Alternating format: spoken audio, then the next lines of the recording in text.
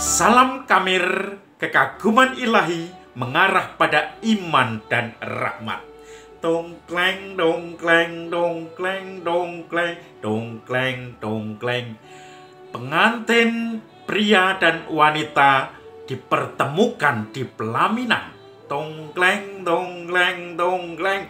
Itu kalau gaya Jawa dengan gamelan. Tapi kalau gaya Sunda tentu saja dengan gamelan Sunda, dengan trompet dan seterusnya. Menarik. Di Banten juga menarik. Maka saudara-saudari yang terkasih, perkawinan ini menyatukan dua pribadi, laki-laki dan perempuan, untuk mengikrarkan suatu janji nikah di depan altar. Tetapi juga menyatukan dua keluarga besar. Mereka saling bertemu. Saudara-saudari yang terkasih, perkawinan Katolik itu biasanya dibangun dengan dasar cinta dan tak terceraikan. Kita tahu, atau Anda semua yang sudah kursus perkawinan, tujuan perkawinan Katolik adalah satu, kebahagiaan dua orang ini. Yang kedua adalah keturunan.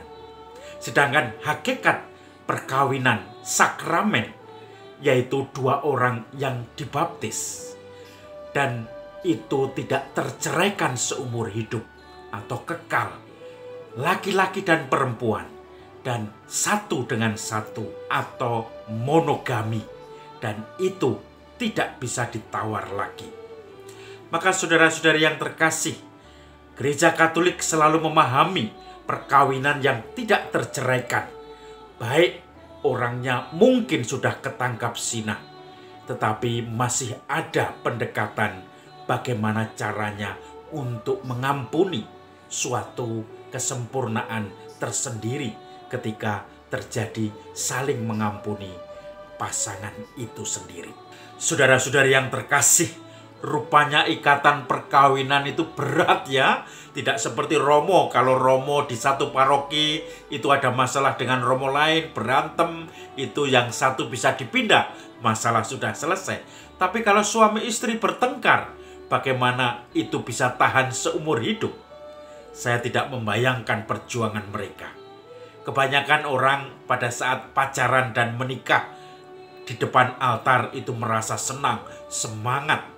Saya sering mengatakan bahwa ketika orang sedang jatuh cinta, sedang gembira, sedang merasa bahagia, merasa pasangannya paling sempurna, maka makan tai kucing pun rasanya permen coklat.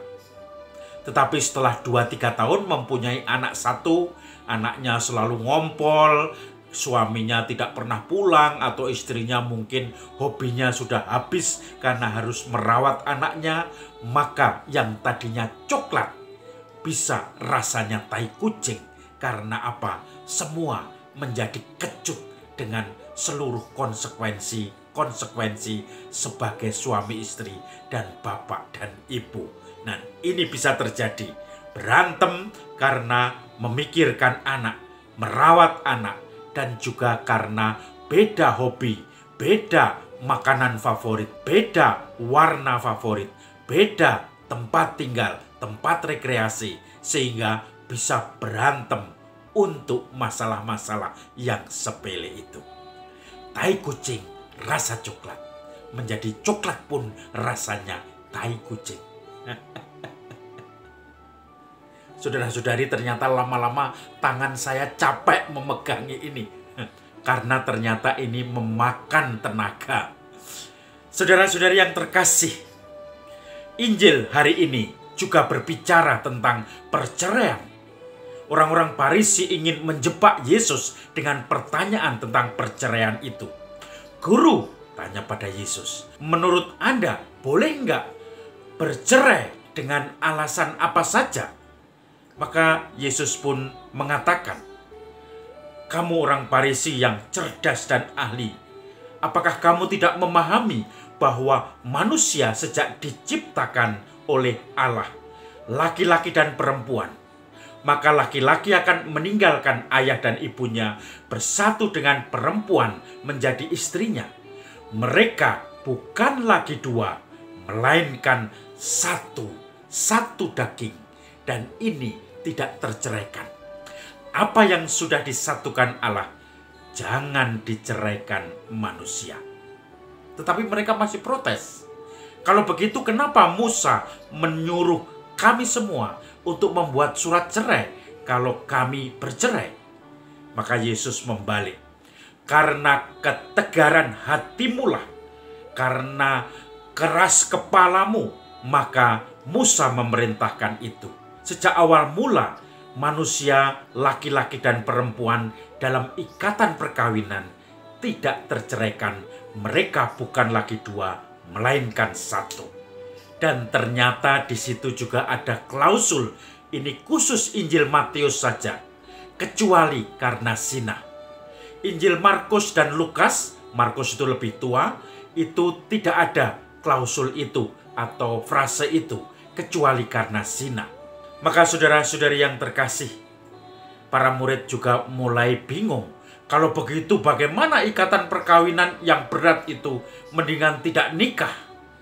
Lalu Yesus mengatakan, memang kebenaran ini tidak semuanya memahami. Ada orang yang tidak menikah karena sejak lahir memang tidak bisa. Ada orang yang tidak menikah karena dibuat oleh orang lain. Ada orang yang tidak menikah karena kemauannya sendiri demi kerajaan Allah.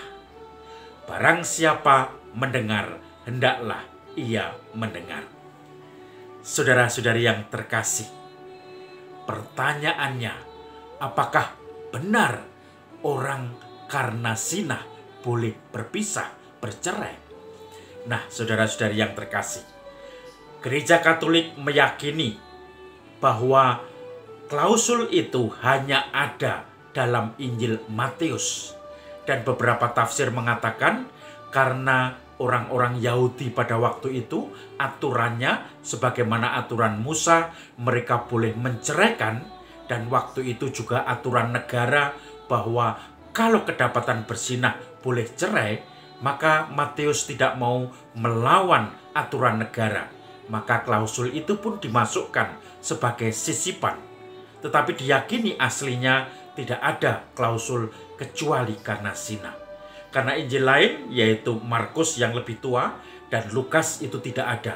Bahkan kutipan-kutipan dari surat-surat Rasul Paulus dan juga kisah para rasul, itu tidak ada juga tentang perkawinan yang membahas tentang perceraian karena zina.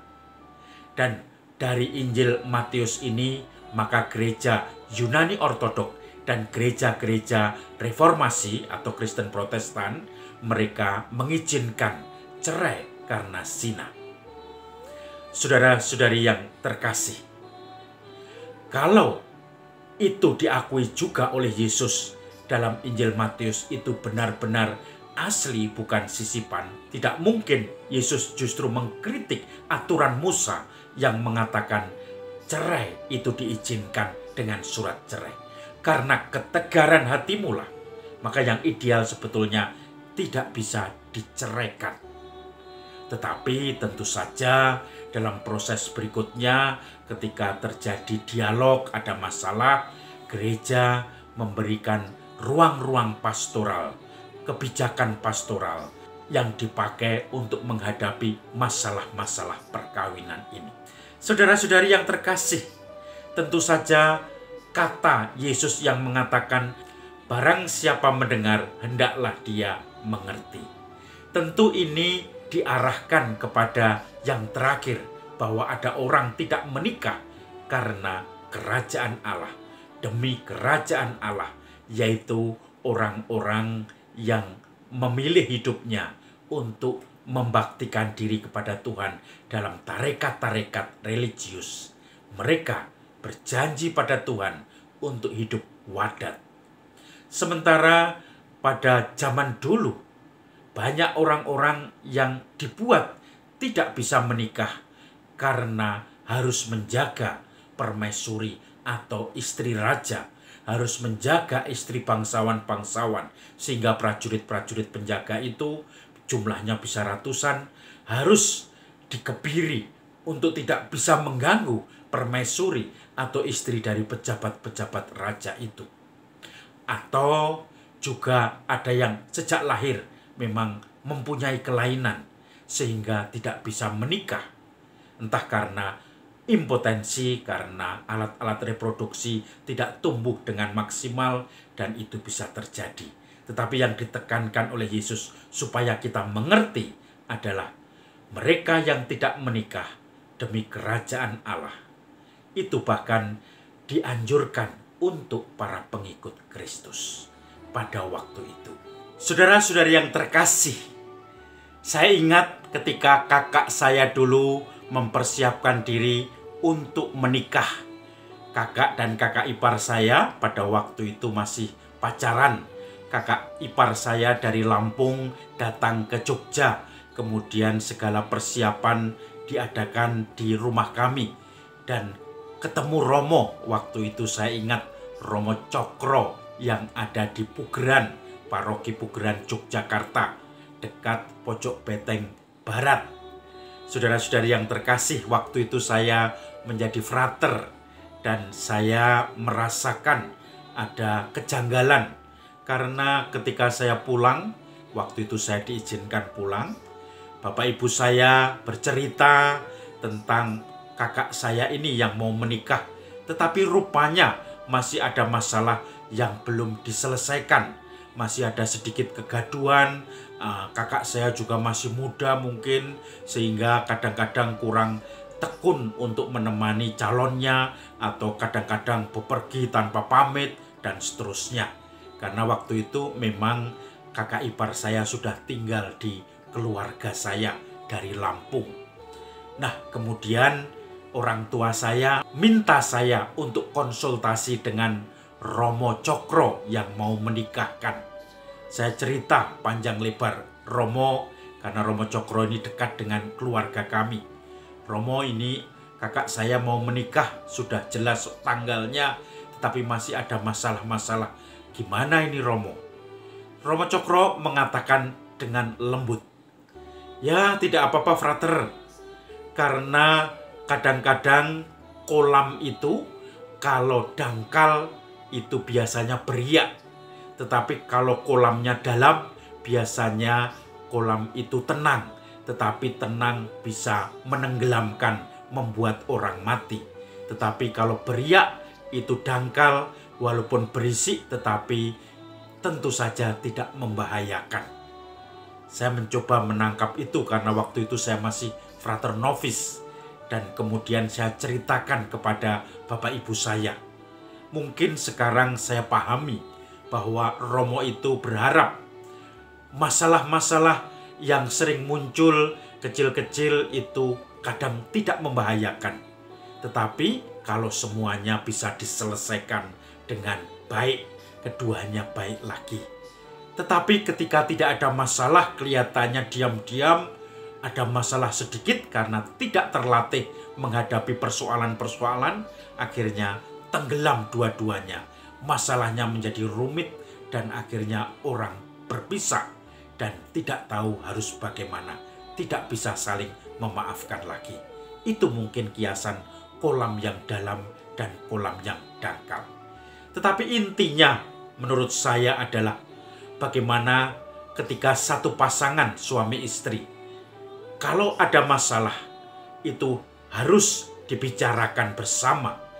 Bukan mencari siapa yang salah, bukan saling tuding, tetapi mencari bagaimana menyelesaikan masalahnya. Oke, suami istri ini sudah bersama-sama mengetahui masalahnya ini. Lalu bagaimana kita mencari solusi? Jangan berkutat pada saling menyalahkan, tetapi berkutatlah pada mencari solusi. Dan setelah itu bersama-sama mengambil keputusan mengarah pada solusi itu. Maka saudara-saudari yang terkasih, perlunya saling memaafkan, saling berkorban, tetapi juga saling mendukung, saling menghibur dalam keluarga suami istri, juga tentu saja anak. Ini menjadi dasar utama untuk mengembangkan cinta. Maka yang terpenting adalah kembali ke masa-masa pacaran dulu. Ada satu pasangan yang sudah senior sekali.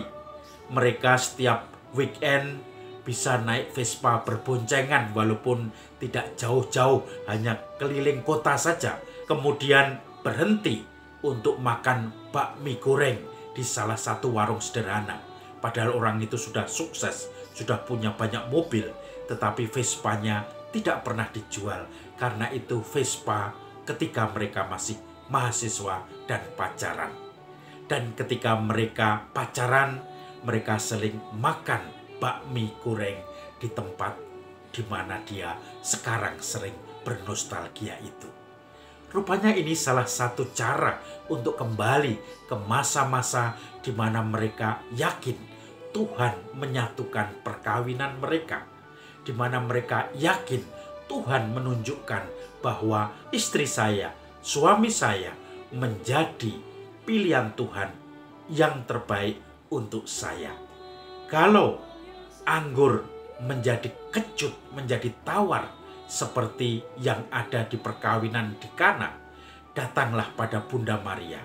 Bunda Maria akan minta Yesus untuk mengubah air menjadi anggur, untuk mengubah yang tadinya sudah kecut dan tawar, cinta keluarga ini menjadi manis lagi, yaitu cinta keluarga yang saling berbagi, saling mendukung, saling berkorban, dan saling memaafkan.